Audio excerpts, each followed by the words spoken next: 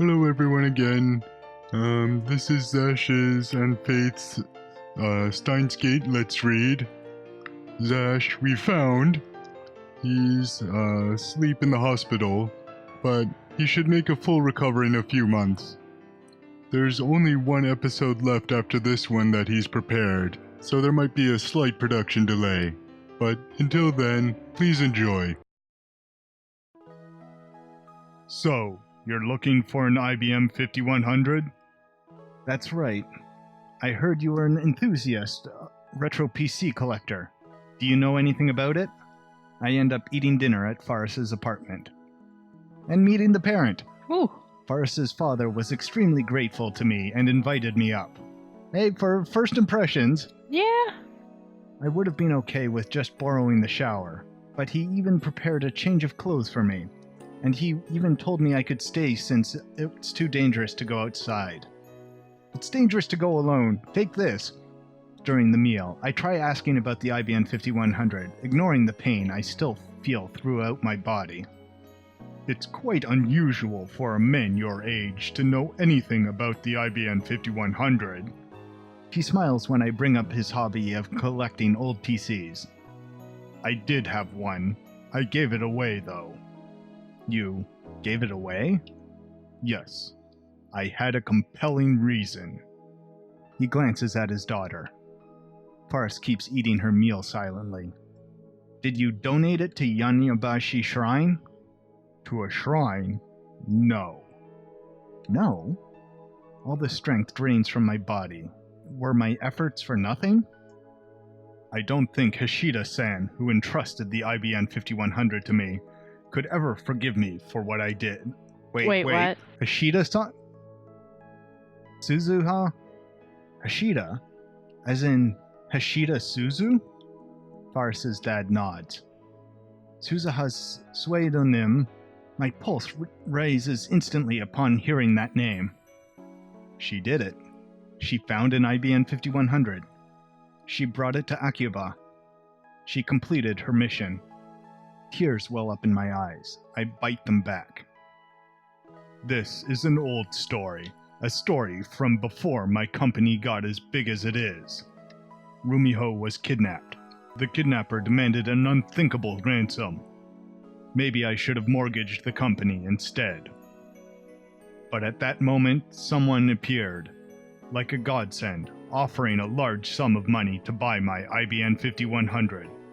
I sold it, which gave me enough to prepare Rumiho's ransom.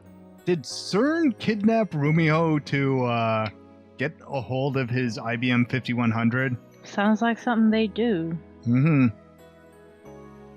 Let's not talk about that, yeah. For some reason, Faris's face turns red with embarrassment. If I had to say, her dad seems really happy to tell the story. Not something you'd expect from a kidnapping story. Well, it turned out very good considering how most of them end, so Yeah. I'd be happy too. So who was the buyer? A French businessman, I believe. I think I still have his contact information. Would you like it? Yeah? I politely declined the offer. No, that would be CERN. Yeah, probably. CERN's in France. Yeah, that would be horrible. There's no way the IBM 5100 will arrive from France in time, and I doubt we could afford to pay for it anyway. Plus, there's a high possibility the buyer is related to CERN, or to the Rounders. I clench my fist, then open it again. Why won't you return to me, IBM 5100? Ellipses. It's well past midnight, and I'm still awake. And in quite a lot amount of pain. Yeah, I imagine he's a little aching. My body hurts too much to sleep. And then there's the question eating at my mind. What should I do? How can I cancel the D-mail that saved Faris's father? My encounter with that man himself has given birth to unnecessary internal conflict. I'm about to steal Faris's father away from her. I need to do it to save Mayuri. But does that give me the right to play God? Hasn't stopped you before. Ooh. I hear a knock, and then the door opens. Kyung? Oh, Faris. Still awake? Yes? Or she's really good at sleepwalking? Apparently so. May I come in? Normally, Faris would have added nya to the end of that question. Without waiting for my answer, Faris steps inside. Hey, she's not got her ears on. She looks wrong. Then she sits next to me on the bed. She's not wearing her cat ears. Thanks for earlier. When the viral gang started chasing me, I was really scared. Does she have a fever or something? Why is she talking normally? She's usually pretending to be a cat girl. Does that mean she's not using her Faris persona right now? Yes. Just like when you call Kurisu Kurisu. Yeah. Is this the real Akiya Rumio? It's actually refreshing to hear Faris talk normally like this. It excites me for some reason, like she's showing me a side of herself that no one else has ever seen. That was the first time I ever felt such a black emotion from a huge crowd of people. Those guys were obsessed with black. She slaps me on the knee lightly. Come on, I'm trying to be serious. What? Even her retort is normal. The person sitting in front of me isn't the cat-eared maid, and she isn't the Rhinet champion. She's just a normal girl. Does it still hurt? No, I'm fine. Kyomo. I mean, Okabe-san. I don't know what would have happened if you hadn't been there. I shiver just thinking about it. Don't correct yourself like that. Just call me what you usually do. Faris sighs. Anyway, Kyomo. I can't thank you enough. Thank you, honestly. You know, Kyomo. You're my prince. Prince? What's with the fairy tale talk? She's giving me goosebumps. This calls for Hoyin Kyoma. I am not a prince. I am an insane mad scientist, and... Ow! Plop. Before I finish, Faris throws herself on top of me. Ow! She wraps her arms around me tightly. Double ow! Faris! Bruised and battered here! Yeah. Ow! I want you to call me Rumiho. No. Faris is Faris, remember? This is bad. What should I do? What does Faris want? Hey. I think it's time to end this. Ellipses. You went back in time and risked your life to save me. So, I want to grant your wish too. What do you think his wish is? But I swallow the rest of my words. Granting my wish would mean erasing her father's existence. My heart aches. It was like this with Suzuha too. I erased everything that Suzuha had shared with us in 2010, including her memories of meeting her father. I did it for the sake of my personal goal, to save Mayuri. Well, if he unfucks the universe,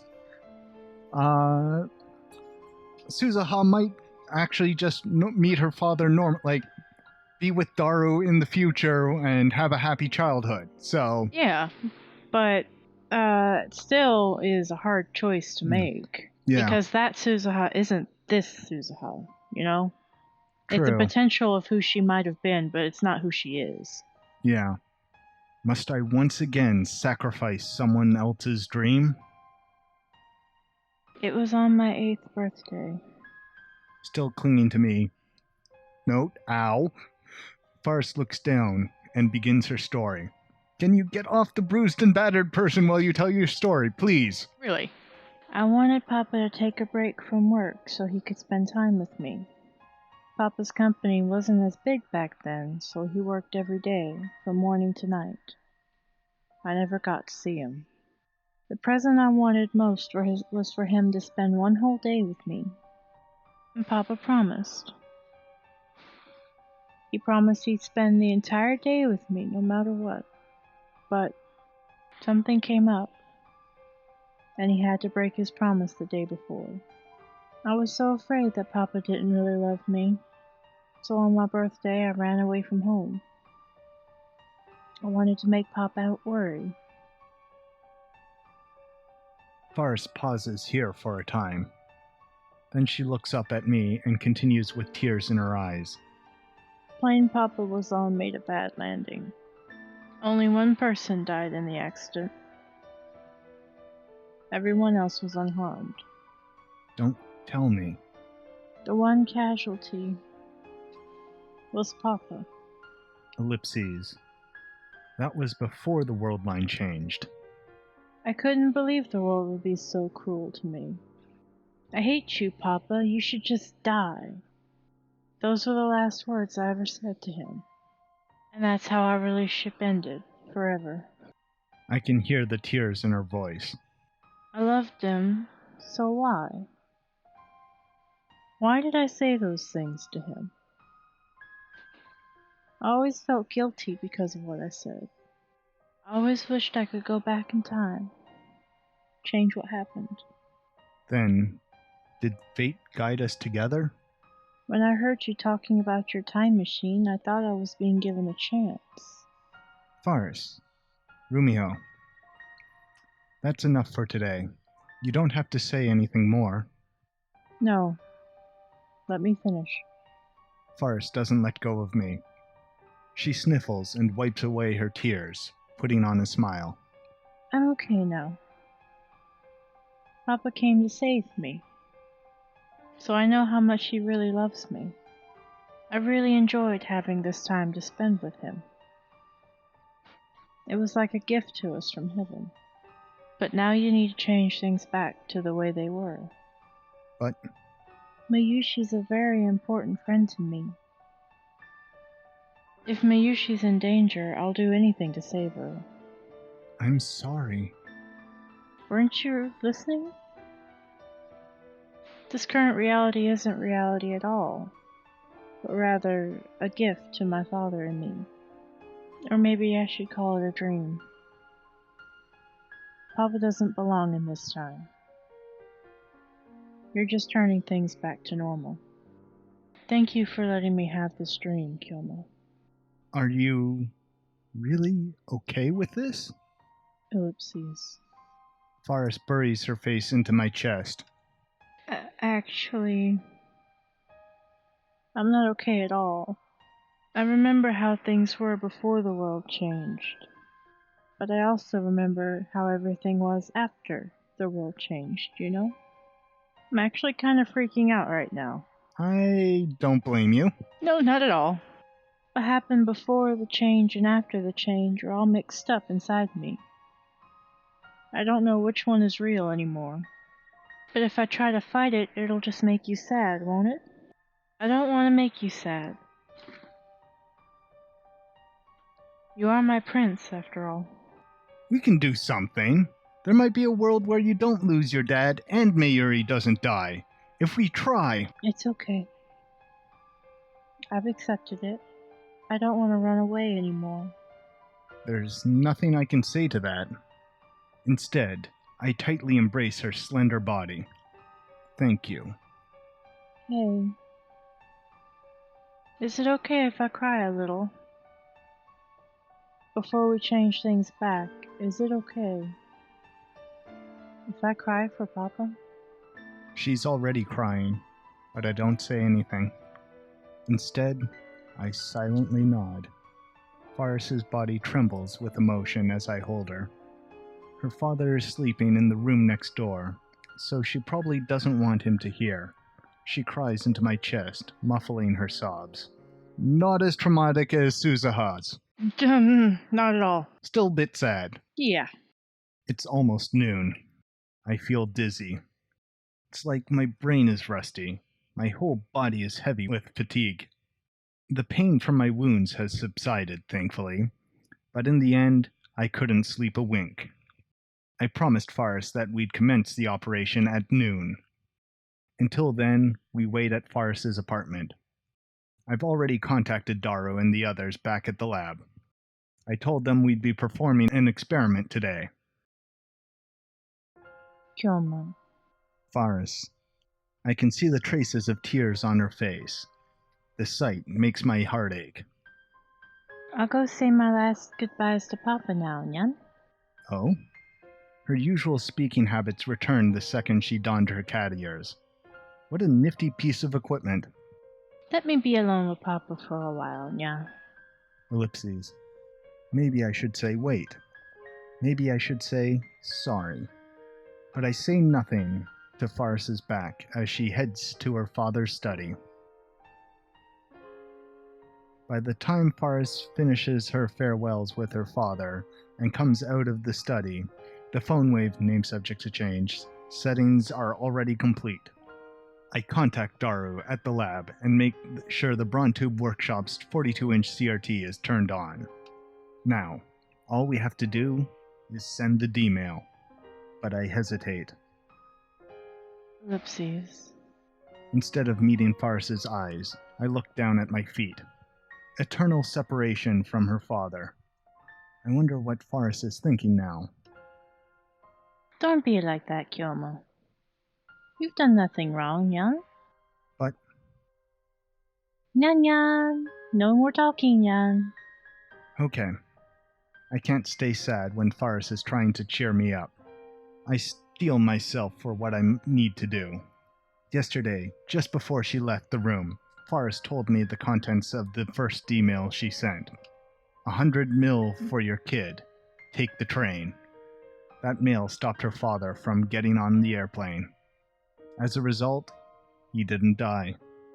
But that wasn't the only effect it had on the timeline. Her father needed to sell the IBM 5100 to prepare the 100 million yen ransom. As a result, Faris never donated the IBM 5100 to Yanyabashi Shrine. With her father alive, Faris didn't participate in Akiba's city development conferences. Otaku-oriented businesses never took root in Akiba. May Queen Yanyan never opened. Faris wasn't as busy, which allowed her to join the Rynet tournament circuit. In other words, this world line's Faris has a normal life. On the world line I came from, Faris was not only a student, but also the heir to her father's company, an influential member of the Akihabara Development Board, and a part-time maid waitress. Which life is better for her? You know how you said Faris created the May Queen Yanyan? Yeah. You are right. Well then. Message to past me. Nailed it. Which will give her greater happiness. That's not my decision. It's hers. Well, she's seen both timelines, so she knows what she's deciding between. Yeah, at least she's got that. Not, am I going to, become homeless and sent to foster care and have a miserable life. Yeah. She'll be pretty okay, but still. And her decision is to return to the way things were. I'm just here to help her wake up from this dream. Faris has already entered the cancellation D-mail. JK on ransom. I love you, Papa. See you soon. These are Faris's true last words to her father.